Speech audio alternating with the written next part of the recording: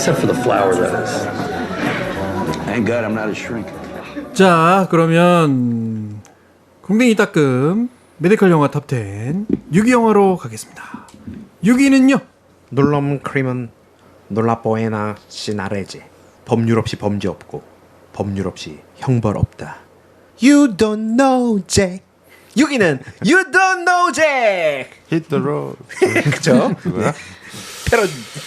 네. You don't know Jack. HBO TV 영화죠. 그렇죠. 네, 2010년 영화고요. 네. 감독은 베리 레빈슨, 배우는 알파치노, 잭 카보키언이라는 잭 카보키언이라는 병리학자죠. 의사고요. 데니 휴스턴이 파이거라는 변호사로 나옵니다. 나중에 주지사 출마하고요. 수잔 서랜드는 자넷 구치라는 그 죽을 권리를 옹호하는 시민운동가예요. 그리고 브렌다 바카로, 마고 카보키언이라는 잭의 누이로 나옵니다. 존 굿맨이 닐 니콜이라는 의료기술자로 나오죠. 아주 몸집 거대한 아저씨. 로드니 리드가 쿠퍼 판사, 여자 판사예요. 마지막에 이 판결문을 읽는 아주 그 장면 있죠. 네. 스코터 스미스, 딕 톰슨이라는 검사로 나옵니다. 악역인데 딕 톰슨. 네, You don't know Jack은 네가 잭에 대해서 알기나 해? 뭐 이런 정도 되겠죠? 네가 잭을 알아? 네가 잭을 알아? 이거네요. 요즘 뭐 광고 같은 데서 그런 거 나오는 것 같은데. 그거는 그거죠. 니들이 개맛을 알아? 뭐 하여튼 우리 신구님. 그래서 그렇게 하는 거구나. 베리 레빈슨 감독의 TV 영화 HBO 그렇죠? 요즘 뭐 HBO가 대세야.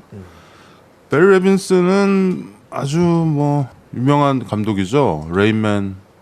레인맨으로 오스카를 받은, 그리고 뭐 굿모닝 베트남, 또 뭐 있나요? 벅시, 웩더덕, 뭐 이런 아주 헐리우드 스타일의 재밌는 드라마. 그러면서도 약간 메시지가 있는 그런 영화들을 좀 만든 감독이죠.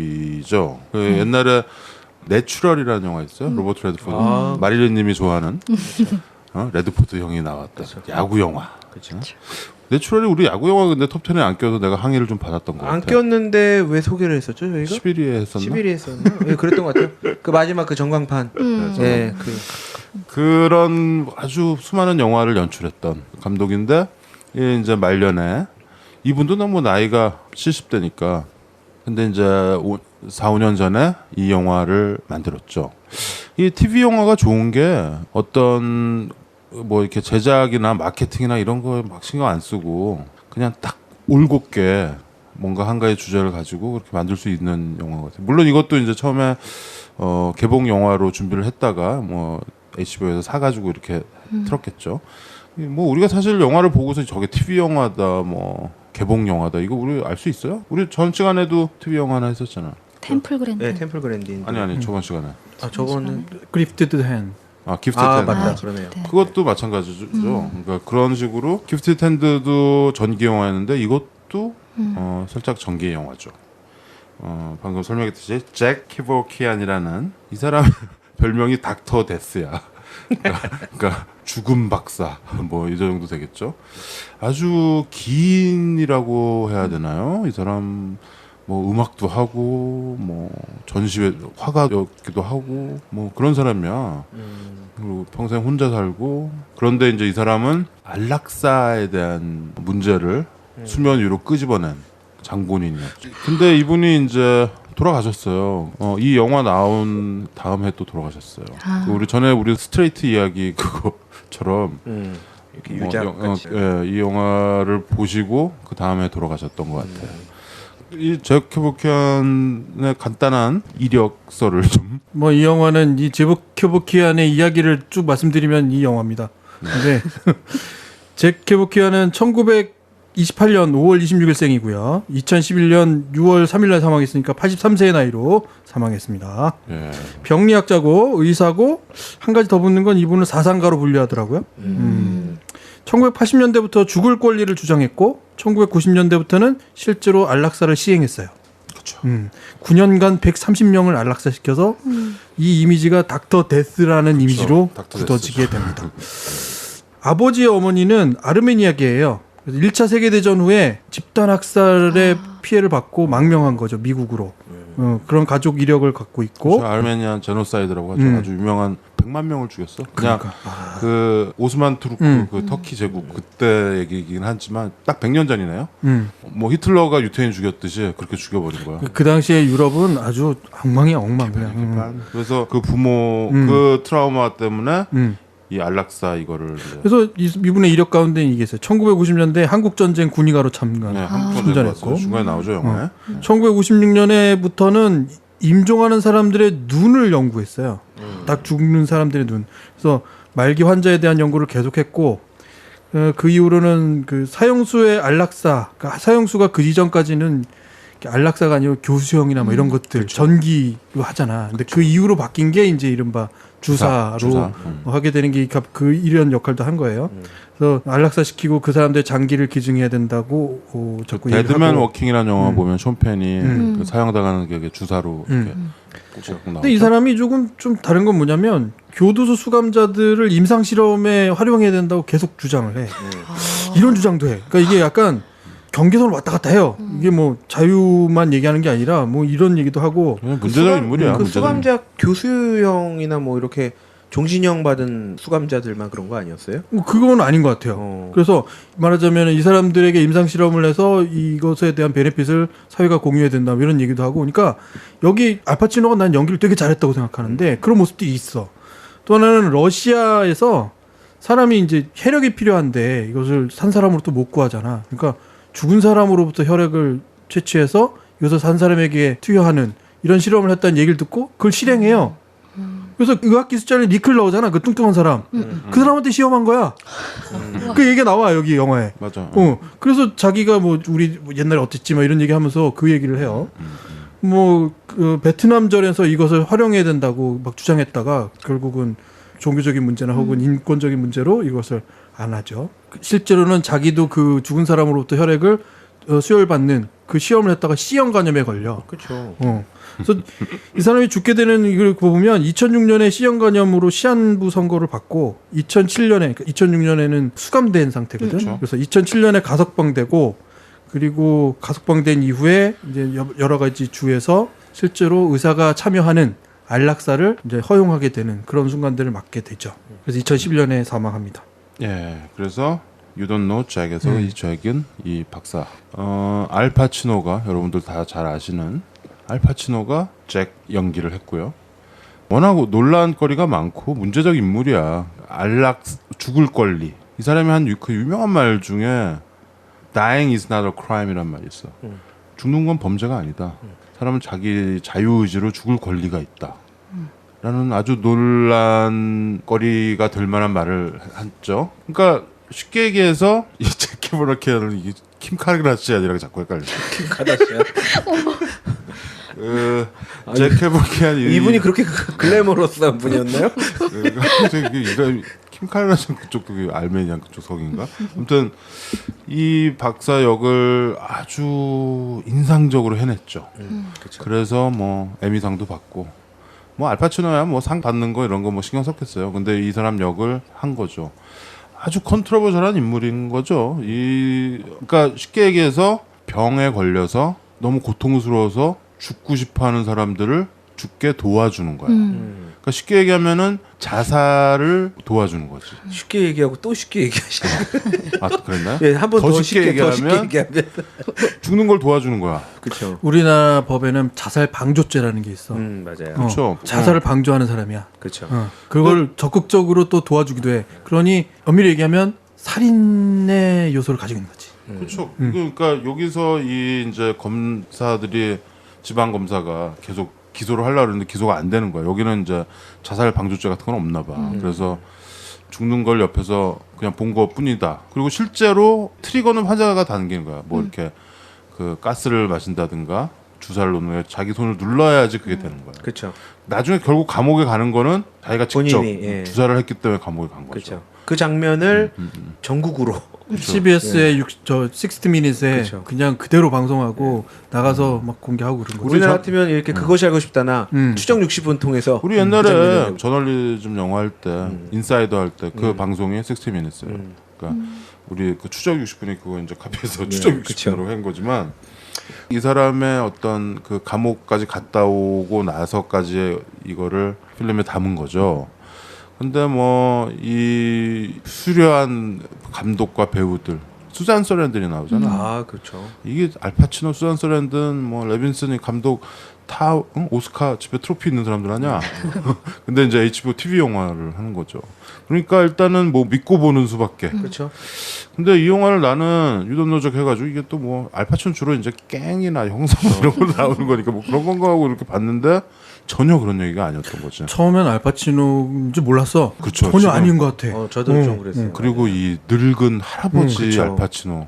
정말 이 속된 말로 가오 하나로 살아왔던 알파치노인데 이렇게 늙었나? 막 이렇게 어떻게 보면 진짜 깝깝한 할아버지를 그렇게 연기할 줄은 난 몰랐어. 옹고집 할아버지를 연기를 했죠. 연기も엄청나죠. 물론 이 영화가 주는 뭐 이런 논란거리나 의학적인 그런 거, 인권 이런 거 관한 얘기 이전에 우리가 영화 매니아들로서 항상 우리 마음속에 자리 잡았던 그런 우리의 알파치노, 우리의 수잔 서랜든 아니었어요? 수잔 서랜든과 알파치노의 아주 늙은 모습을 여과 없이 메이크업 이런 것도 안 한 것 같아요. 꾸부정해가지고 그거를 볼 수 있는 그런 영화였어요. 키도 줄어드신 것 같더라고요. 키야 워낙 작았어. 워낙 작았지만 거기에다 꾸부정해가지고 꾸부정까지 하니까 더 허리를 그렇게 해가지고 심지어 존 굿맨도 늙었더라고. 그 뚱뚱한 할아버지. 존 굿맨은 뭐 살을 막 50kg씩 빼고 막 그렇게 하죠. 그렇게. 근데 이제 뭐 돌아가시지는 않았으나 우리 좀 전에 해리슨 포드 얘기했을 때 우리 어머니랑 동갑인 말띠 42년생이라고 하지만 알파치노는 그보다 40년생이잖아. 알파치노가.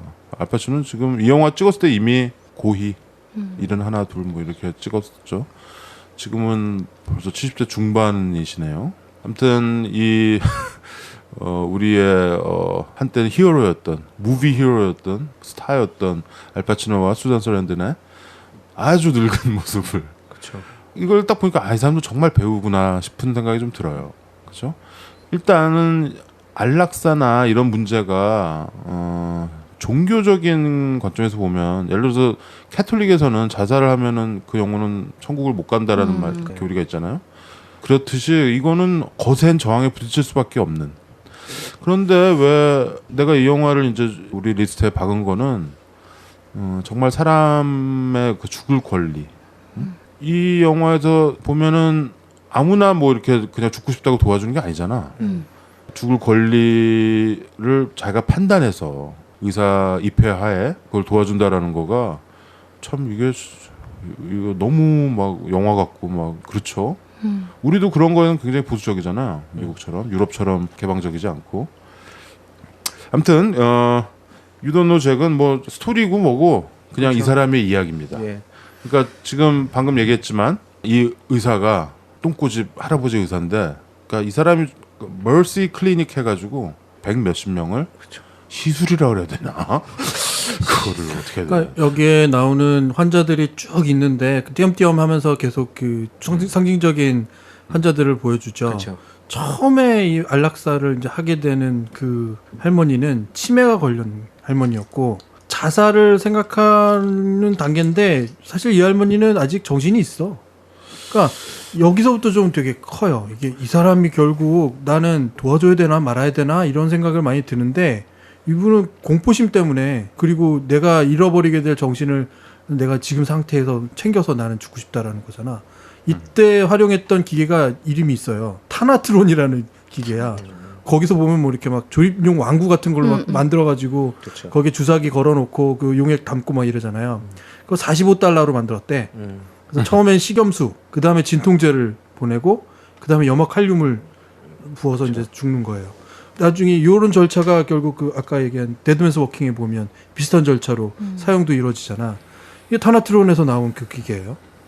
이런 게 있고 두 번째부터는 이런 주장을 해. 사람이 그 일산화탄소로 그러면서 질식해서 죽으면 이렇게 몸에서 광채가 난다는 말을 해요. 되게 이게 괴기스러운 얘기인데 스스럼 없이 얘기해 이 사람이. 그래서 두 번째, 세 번째 환자는 일산화탄소로 생을 마감하는 거예요. 그걸 근데 첫 번째 치매 환자 할머니도 자 이제 이렇게 당기시면 되겠습니다. 뭐 지금이라도 하지 않아도 되는데 하는데 말도 끝나기 전에 확 당겨버리잖아. 그리고 돌아가시는 거죠. 사는 게 너무 고통스러운 거죠. 그래서 중간에 보면 어떤 젊은 뭐 운동선수인가요? 그 친구가 몸에다가 휘발유 껴놓고 한번 자살 시도했는데 실패하고 잭을 부르잖아. 근데 잭이 딱 보더니 넌 아니라고. 이거는 도와줄 수 없는 케이스다. 너는 지금 우울증에 걸린 거다. 그러니까 이 사람의 기준이라는 게 또 있어. 그래서 아무나 그렇게 하는 게 아니고 자기가 판단해서 정말 고통스럽게 가족과 합의해서 특히 이제 배우자나 이런 사람들 합의를 해가지고 모르겠어요. 저희도 이거를 옳다 그러다라니고서는 사실 얘기를 못 하겠어요. 어때요 이거? 이거 공감하나요? 지지하나요? 이거는 보수 진보 이런 문제보다도 어떤 생명과 인권에 관한 문제라서 또 종교적인 이유도 있을 수 있고. 여기에 나오는 거의 대부분 환자들 중에 많은 게 뭐냐면 루게릭병 환자들이에요.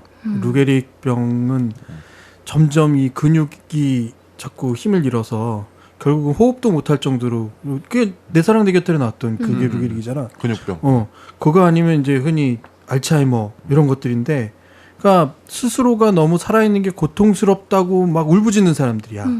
그죠? 그러니까 이 사람들이 도움을 구한다기보다는 실제로 자살을 선택하는 사람도 꽤 많을 거예요. 그냥 자기의 힘이 있다면 죽고 그냥 자기 스스로 목숨을 끊는 사람도 있을 거야. 근데 여기에 나오는 중요한 측면이 뭐냐면 그 사람들이 그냥 그렇게 죽게 내버두는 게 아니라 존엄한 죽음을 하게 하다는 거야. 자신이 선택한 과정에서 다 인사말하고 자기가 선택했다라는 걸 명확하게 하고, 그리고 내가 죽을 수 있는 가장 좋은 환경에서 내가 마지막을 맞고 싶은 것을 맞는 거예요. 그리고 결정적으로 그 환자들이 죄책감을 덜하는 거야. 그러니까 자살을 한다라는 그 느낌이 엄청난 우울하고 디프레스되는 상황이잖아요. 근데 의사 입회하에 자기가 존엄하게 죽겠다, 존엄사. 어떠한 의식같이 예, 의식의 마무리를 하는 것처럼 이렇게. 거기에 또 제일 중요한 게 고통이잖아. 그 고통을 없애는 것의 가장 편안한 방법이 뭐냐라는 것을 의사로부터 구하는 거잖아. 그렇죠. 그 의사의 임상실, 이 사람이 죽는 사람의 눈을 계속 연구했다라는 거는 임상을 맞는 환자들을 엄청나게 많이 봐왔고 그 사람이 어떤 고통을 받고 있는지를 많이 경험한 사람이죠. 그래서 이것을 가지고 자꾸 자기 논리를 개발하긴 해. 근데 나는 여기다 의문점을 하나 던지고 싶은 거는 제복 커버키안이라는 사람이 좀 자기가 하는 일에 대한 정당성을 잘 말하자면 사상적으로 만든 사람이긴 한데 스스로가 좀 약점이 너무 많은 사람이야. 이건 싫고 저건 좋고 약간 괴팍해. 나중에 그 오리를 갖다가 집에서 쫓아내는 장면은 오리가 똥 싸서 싫다는 거야. 오리 뭔가, 아니고 거위고. 거위. 네. 항상 뭐지 조금씩 잘못 알고 있어. 오리나 거위나. 하여튼 물에 사는 물에는 사는 사람은 비슷한 그런 측면에서 보면 남들이 좀 이해할 수 없는 괴팍함을 가지고 있어요. 이 사람이 찬성이야 반대야? 응? 나는 잘 모르겠어. 잘 모르겠다. 그 환자들을 생각한다면 죽을 수 있는 권리는 맞다고 봐요. 제케보키언을 내가 지지하냐? 그건 조금 다른 것 같아. 그건 좀 아니다. 그렇죠. 저는 찬성해요. 정말? 지지하고. 저는 기억력이 굉장히 좋다고 자부하는 편인데 이제 첫 번째 환자 치매 때문에 두려워하는 그 할머니를 봤을 때 첫 번째 환자가 좀 논란거리가 있어요. 몸은 멀쩡하잖아. 저도 그런 상태가 와서 선택하라고 하면 주저없이 죽을 것 같아요. 그러니까 내가 지금까지 애써 가져왔던 내 기억 그런 걸 나의 의지하고 상관없이 잃어야 한다면 그냥 그걸 최대한 갖고 품은 채로 죽고 싶어요.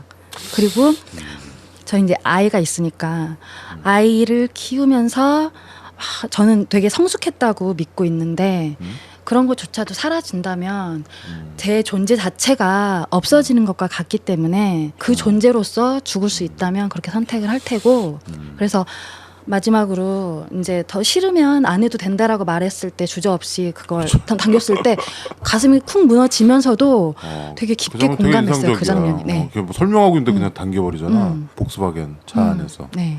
그 1번 환자였어요. 네. 계속 이렇게 번호가 나와요. 이렇게 1번이 자넷 애킨스라는 이 아줌마였죠. 그 알츠하이머. 마릴린님은 역시 좀 화끈하시네요. 그리고 이제 계속 뭐 루게릭병 때문에 고통스러워서 죽고 싶어하는 사람들, 또 다른 병들 때문에 그 고통에서 더 약이든 뭐든 더 이상의 치료가 불가한 사람들이잖아요. 밤에 잠을 그래서 1시간밖에 못 잔다 그러잖아. 고통스러워서. 그래서 그 사람들이 죽고 싶다라고 말하는 게 사실은 나를 살려줘라고 저한테는 들렸거든요. 그러니까 그 고통에서 벗어나게 해줘. 제발 좀 살려줘.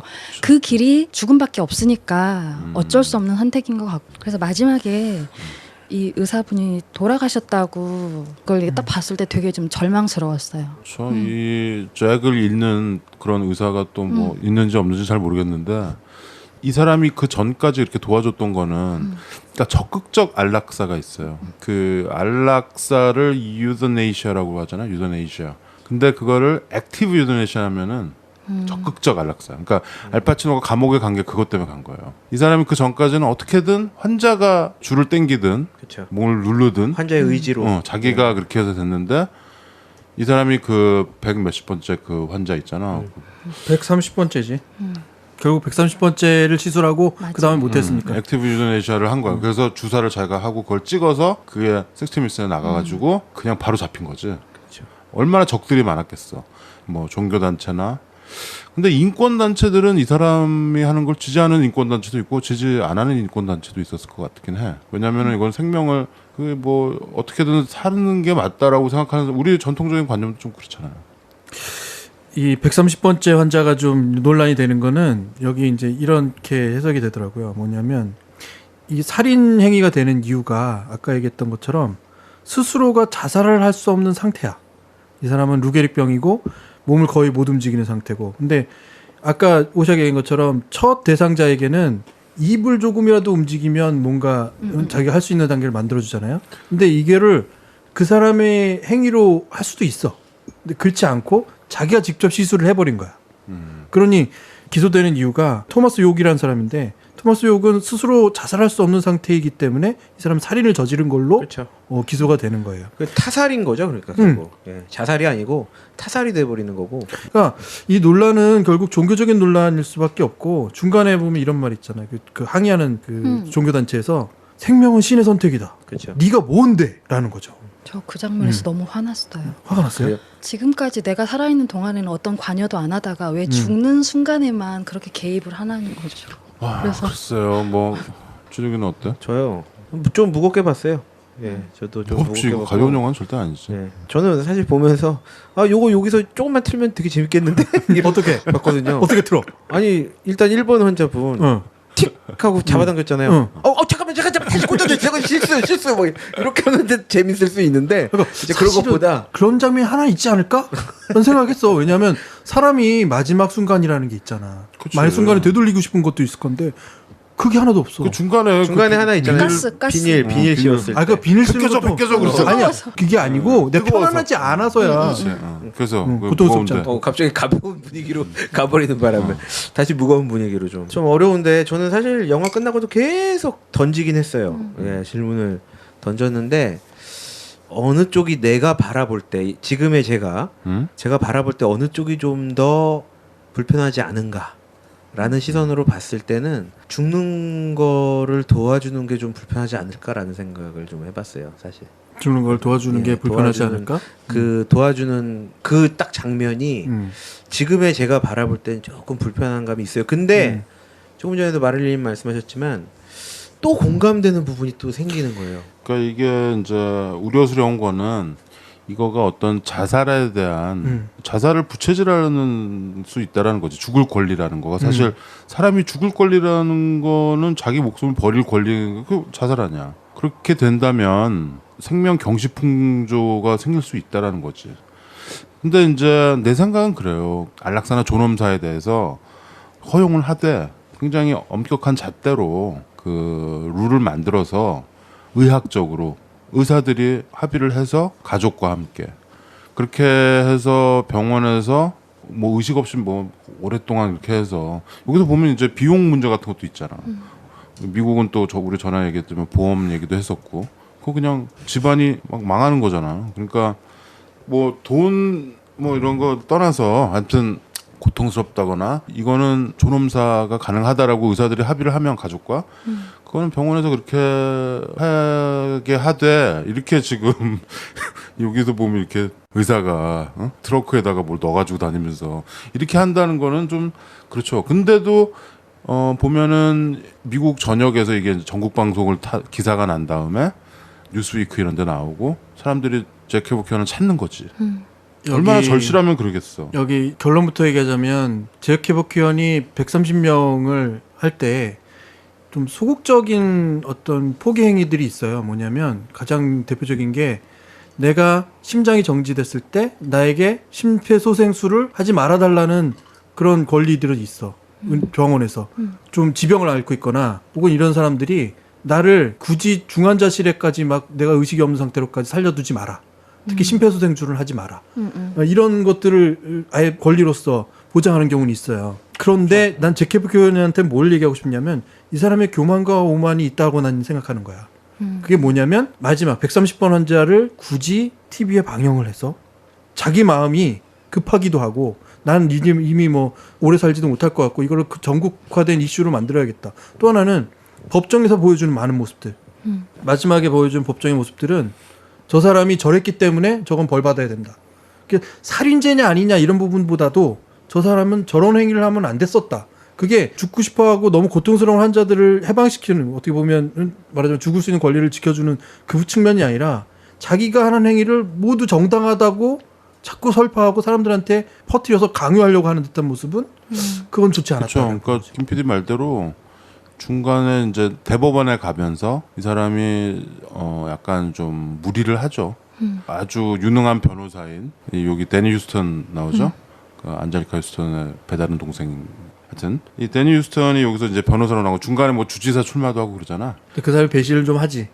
그래서 뭐 물론 하지만 정치하느라고 뭐 배신 때리고 하는데 이 사람이 정말 유능한 변호사인데 중간에 이 사람 가라고 내가 셀프 디펜스 하겠다. 내가 그냥 변호사 하겠다. 그러면서 고등법원에서 막 혼자 변호를 하는 거야. 하다가 그냥 져버리지. 뭐 그래서 그냥 때려 맞는 거야. 최고형을 때려 맞는 거지. 거기 판사가 심정은 이해하는데 이건 법은 그런 게 아니다. 넌 지금 법 위에 올라가 있다.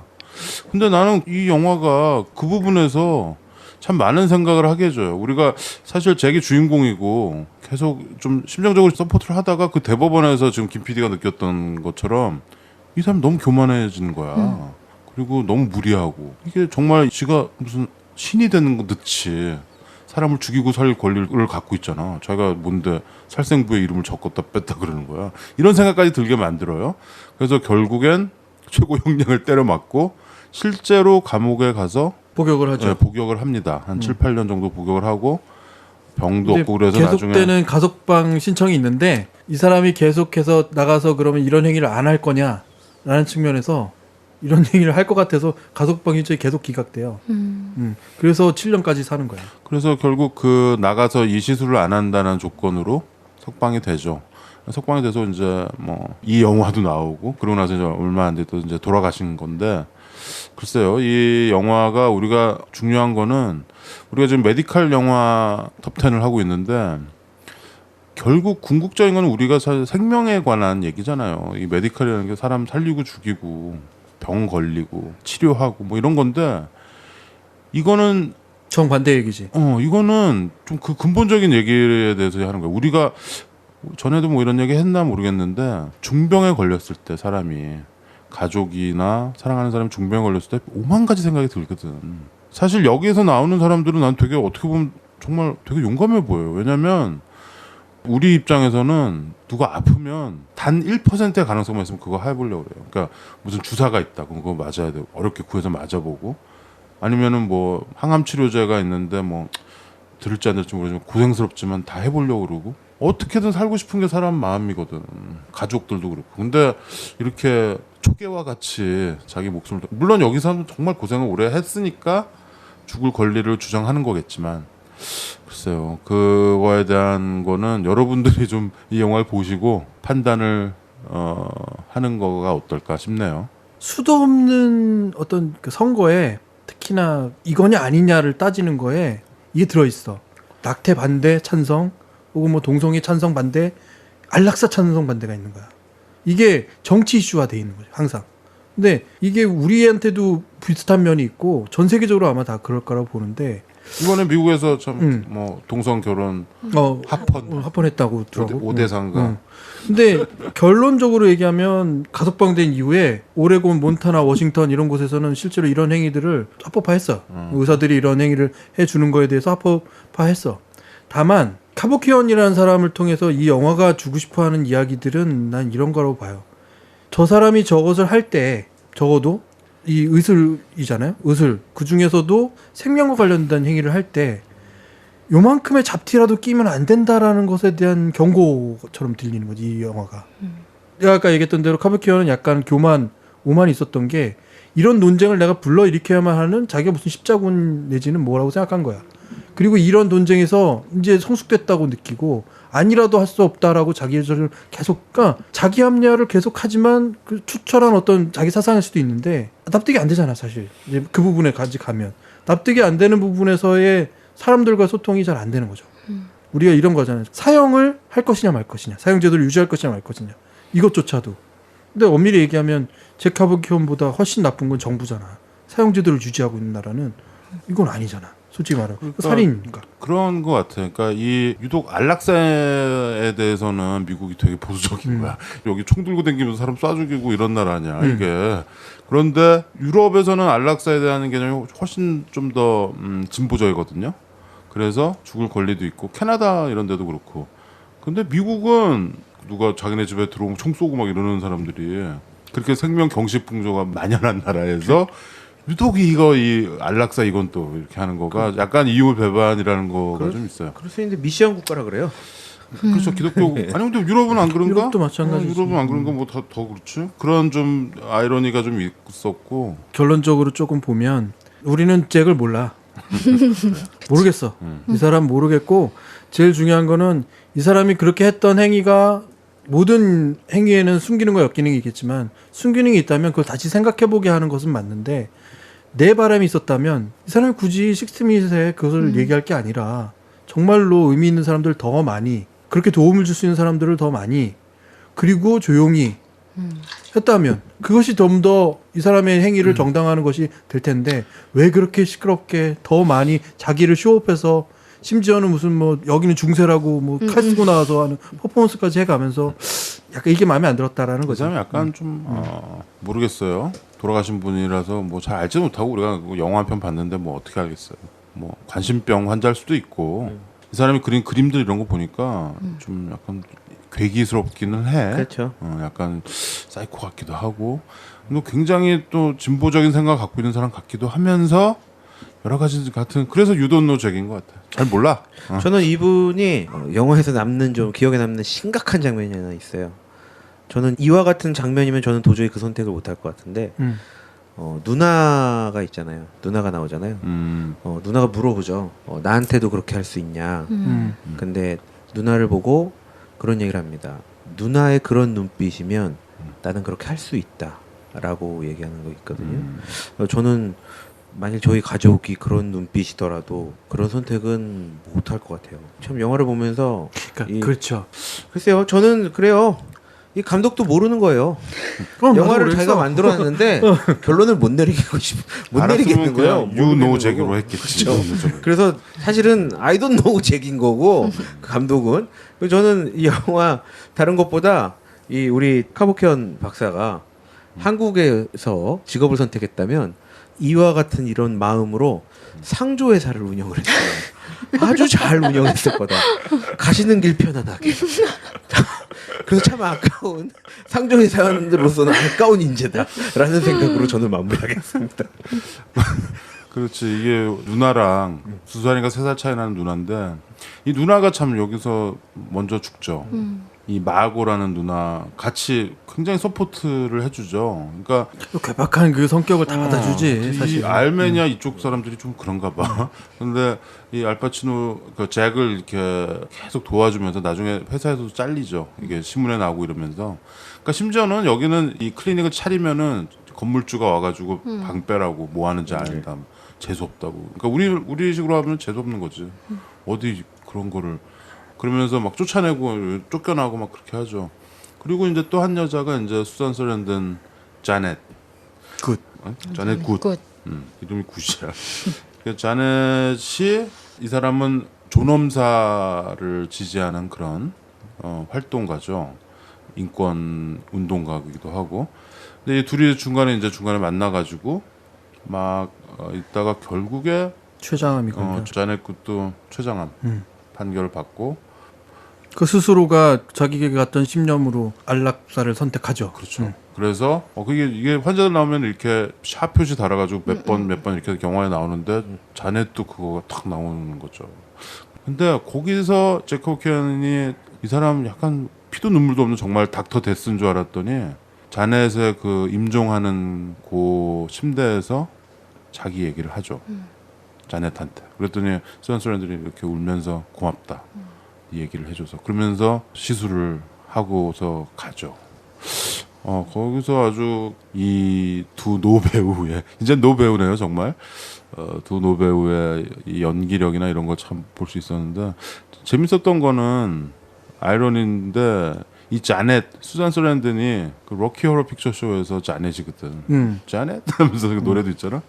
여기서 자넷이야. 그래서 그거가 막 이렇게 겹치더라고요. 그래서 그 데드맨 워킹도 생각났고. 그렇죠. 거기도 나오네. 이 영화는요 전혀 이 화려했던 그 옛 모습이 아닌 정말 다른 세계로 가 있는 이 노련한 배우들의 그 모습을 그대로 볼 수 있는 영화 같아요. 그리고 현실감이 많이 느껴지고 난 무엇보다도 알파치노가 그 색깔이 없는 거야. 그 가오가 없어지고 그 어떻게 그냥 할아버지. 그 완전히 그 꽉 막힌 어떤 그 괴팍한 할아버지가 돼 있는지 알파치노의 그 연기도 알파치노는 참 이 사람이 아까 우리 저기 해리슨 포드 얘기했지만 해리슨 포드랑 또 다른 거는 알파치노는 항상 주인공을 해도 이렇게 마냥 착한 주인공은 아니었어.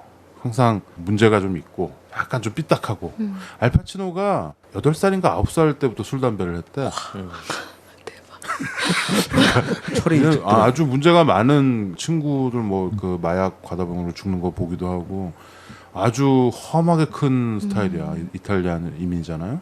그러면서 뒷골목에서 이렇게 컸다가 뭐 물론 이제 뭐 우리가 대부 그걸로 이제 뭐 확 월드스타가 됐지만 이 사람은 그렇게 험하게 살면서 그래서 깽 역을 하면 잘 어울렸던 것 같아.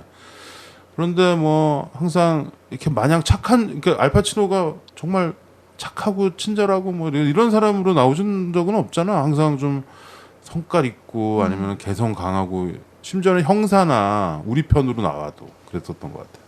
특히 뭐 내가 좋아하는 영화인 여인의 향기 이런 데 보면은 아주 뭐 그 깐깐한 연기를 유감없이 보여주죠. 알파치노 영화 좋아하는 거 있어요? 알파치노 좋아합니까? 네. 진욱이 알파치노 영화 많이 봤나? 뭐 무용부에서 다뤘던 영화들은 다. 저는 알파치노가 다른 것보다 이 영화에서 이 법정 씬 나오잖아요. 조금 전에 오상님도 얘기했지만 여인의 향기의 씬과 좀 같이 연상됐어요. 저는 예, 강력한 카리스마로 자기의 권리를 주장하고 했던 모습. 근데 어느새 이렇게 늙었나 할 정도의 완벽한 외모와 완벽한 연기로 또 한 번 강력한 또 카리스마를 사실 보여주거든요. 거기에 굉장한 흡입력을 또 보여주고 그래서 정말 빨려 들어간다라는 그러한 모습을 좀 보여주는 배우라고 생각을 하고 저는 사실 아까도 얘기 나왔지만 이 영화 보면서 저는 진짜 처음에 알파치노인지 모를 정도로 봤어요. 너무 박사 들었지. 예, 저는 진짜 깜짝 놀랐어요. 게다가 이 중간에 보면은 감옥에 가서 단식 투쟁하잖아. 근데 거기서는 정말 좀 굶은 것 같아. 좀 이렇게 살이 좀 빠지고. 예, 영화상으로는 19일째. 19일을 이제 그 단식 투쟁하면서 이게 배고파가지고 약간 환각 같은 거 겪고 이러는 그 연기도 굉장히 잘했던 것 같아. 알파치노라면 실제로 굶었을 것 같아요. 충분히. 19일을 그냥 당연하게 저 알파치노 씨 이번에 19일 정도로 굶는 연기를 예 오케이 할게요 오케이 살만 있다 찍읍시다. 잠깐 그럼 오늘은 내가 뭘 먹고 굶어야 되는데 아니 이게 광대뼈가 탁 튀어나오면서 네. 이상해. 그게 일부러 이렇게 분장을 그렇게 할 수 있는 건가? 아니 실제로 굶었겠죠. 나의 칠수네. 아유 굶을 수 있죠. 굶다가 죽어. 마릴린님은 뭐 좋아하세요? 알파치노 영화? 칼리토 칼리토. 역시 마지막에 열려 있었어. 네. 마지막에 바닷가에서 아이하고 와이프가 춤추면서 실루엣. 저녁 노을 이렇게 지는 바닷가에서 나오잖아요. 그래서 그냥 해피엔딩 그들은 그렇게 행복했다. 그냥 그 장면이 되게 좋았어요. 저는. 역시 대부 좋아하시는. 스카페이스는 어땠어요? 젊은 알파치노. 스카페이스. 똑같은 깽 두목으로 나오는 건데 거기서는 아주 와일드한. 스카페이스에서 알파치노 좋아하는 사람들도 많더라고. 마이클 콜레오네는 너무 좀 이렇게 자기적이라고 생각하는데 여기 스카페이스에도 완전 천둥 벌거숭이 그런 거라고 좋아하는 사람들이 있더라고요. 아무튼 깽두목이 여기서는 문제적 의사로 나와가지고 많은 논란거리를 했는데 나는 사실 그 2000대 초반 나온 영화 중에서 야만적 침략이라는 영화가 있어요. Invasion of the Barbarians라는 영화였던 것 같은데 이게 캐나다 영화인데 그게 뭐냐면 어떤 사람이 죽을 병에 걸렸어. 그래서 이 사람은 죽기 전에 자기 뭐 의절했던 자기 아들, 뭐 친구, 자기가 좋아했던 친구들 이렇게 다 불러 한 자리에 다 이렇게 불러가지고 다 인사를 하고 안락사 존엄사를 하는 거야. 그런 영화였거든요. 근데 이 영화는 되게 인상적으로 보고 안 그래도 이 문제에 대해서 저게 맞나? 저게 뭐 이런 생각을 하다가 You Don't Know Jack을 이게 나왔더라고요. 그러니까 여러분들이 이거에 대해서 좀 관심이 있으시면 야만적 침략이 맞나 모르겠는데 캐나다 영화예요. 근데 이제 불어 몬트리올 쪽이라서 불어로 나오고 막 이러는 영화인데 그 영화를 한번 참고하시면은 좋겠습니다. 네.